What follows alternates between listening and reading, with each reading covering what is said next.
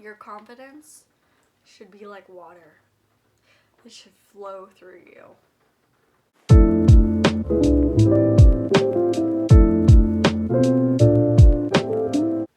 So I know a lot of people are going back to school, whether it's virtual or in class.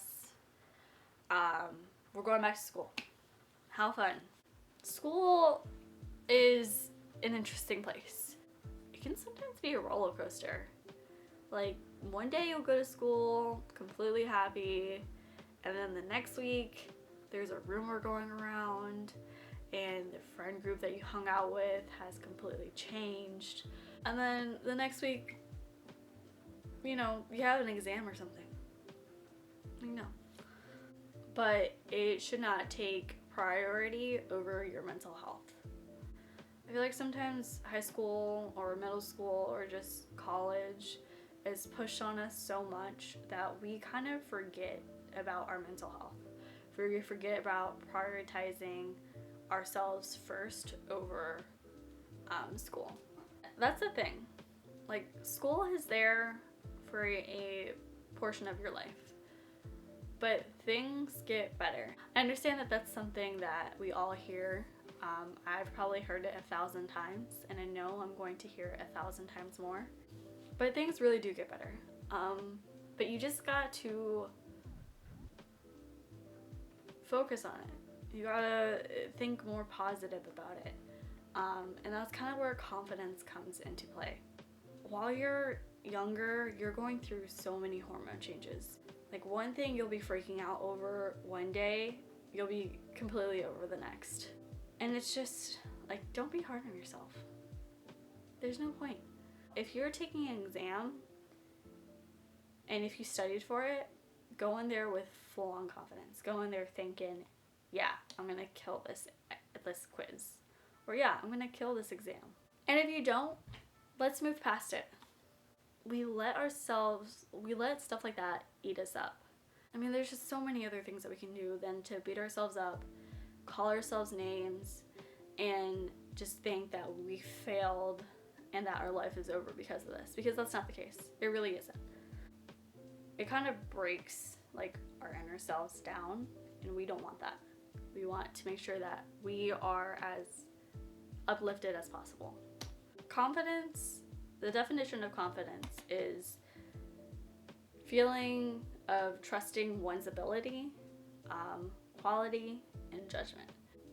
And moving past our mistakes and accepting the fact that this didn't work out and accepting the fact that we may need help in this course helps with our confidence. For failures and setbacks, they're a part of life. We're not gonna live life 100% perfect. I mean, originally, for myself, I originally wanted to join the military and become a medic and go to school through the military, but that didn't work out. And now I'm working and I'm going to school to become a nurse. That's a different path I decided to take, and I accepted that. I'm okay with that setback or that failure. I think it might have been a blessing, if anything, because I wouldn't have been able to grow. I wouldn't have been able to receive the work experience that I've received. I would be a different person. Failures and setbacks make you a better person in the long run. At that moment, the world feels like it's ending, but it's better for you in the long run because you figure out how to overcome them, you figure out how to accept them, and you figure out where to go from there next. Another thing about self-confidence is don't try to please everybody. There are people pleasers out there who will break their backs trying to please other ones. Once you start living for yourself and not for others, you'll see the world in a different view and you'll be happier for it. It's okay to want to help people, but don't go out of your way to help someone if it interferes with your own beliefs and your own feelings. Can y'all not?